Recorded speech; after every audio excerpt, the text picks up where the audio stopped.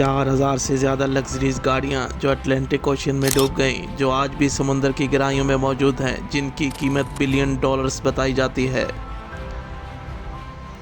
पूरा cargo ship इस हादसे में डूब गया था। वजह थी एक मामूली बैटरीज। वेलकम टू अंधेरों का सफ़र। आगे बढ़ने से पहले हमारे चैनल अंधेरों के सफ़र को सब्सक्राइब कर दें और बेल आइकॉन को प्रेस कर दें।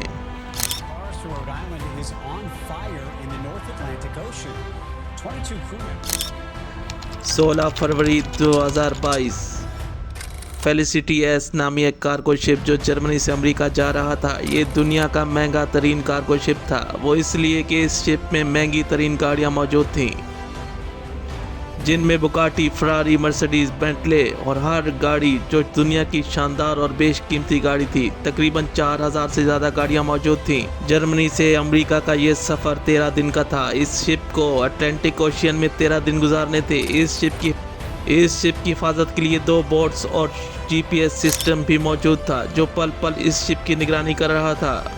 बिलियंस डॉलर्स का ये कार्गो शिप जब अपने सफ़र पर रवाना हुआ तो जर्मनी से बिल्कुल ठीक अपनी मंजिल पर रवां दवां और पुरसकून समुंदर, खामोश फ़ज़ाएं, हालात भी बिल्कुल ठीक थे। शिप में बज़ाहिर कोई ख़राबी नहीं थी, लेकिन अक्सर कहा जाता है कि खामोशी किसी तूफ़ान का पेश खैमा होती है। खैर, शिप अपनी मंजिल की तरफ रवां दवां था। अटलांटिक ओशियन में 2 दिन गुजार चुका था। GPS सिस्टम से मॉनिटरिंग हो रही थी। यहाँ मामला किसी तूफान या ऊंची लहरों का नहीं था, बल्कि खतरा शिप के अंदर मौजूद था, जिसका ध्यान किसी को भी नहीं था। और ख़तरा था इन कीमती गाड़ियों में मौजूद लिथियम की बैटरीज, क्योंकि ये कार्गो शिप फुली लोडेड था। 4000 से ज़्यादा गाड़ियाँ लोड थीं, जिसकी इंस्पेक्शन करना नामुमकिन था।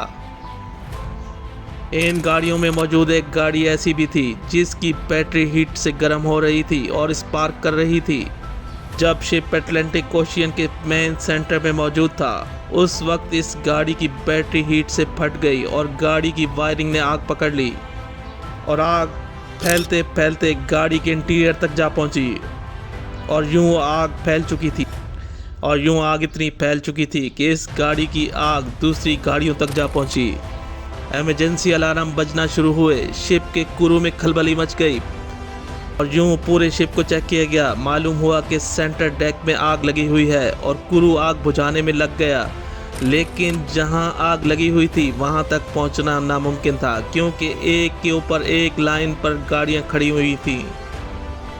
शिप के कैप्टन ने फौरी मदद मांगी। US नेवी हरकत में आई, लेकिन यहां तक पहुंचने में टाइम लग सकता था।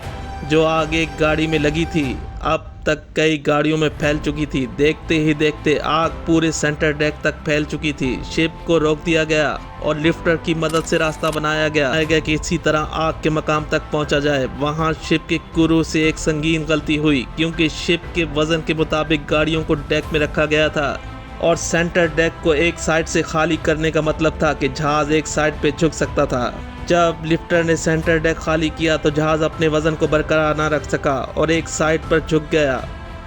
अब ये शिप इंतहाई खतरनाक सूरत हाल में था, जो किसी भी वक्त डूब सकता था।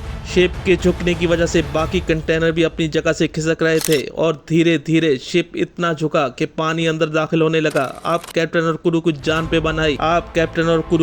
बनाई। USA नेवी के हेलीकॉप्टर्स मौके पर आ गए और कैप्टन और क्रू को बचा लिया गया।